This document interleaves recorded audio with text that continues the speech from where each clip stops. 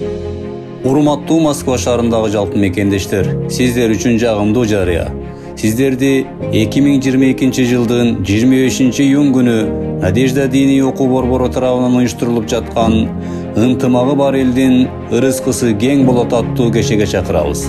Кеченин коноктору Кыргызстан Ислам университетинин ректору, Аалымдар кеңешинин мүчөсү Абдышүкүр Ажы Нарматов, Аалымдар кеңешинин мүчөсү Марс Ибраев, Кыргызстан Ислам университетинин проректору Бакытбек Ниязов, Аалымдар кеңешинин мүчөсү Абдиваси Матраимов, Кыргызстан Ислам университетинин уюштуруу бөлүм башчысы Шермухаммед Ташматов, Кыргыз Республикасынын эл акыны Жеңишбек Жумакадыр, актер жана комузчу Адилет Кожобергеновдор келип катышмакчы. Кечеге келип, жан дүйнөңүздөрдү ыйманга толтуруп кетиңиздер.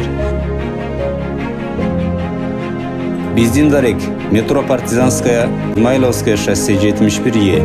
Байланыш номерлары +7925 440 2714, +7925 847 41 50, +7926 936 61 13.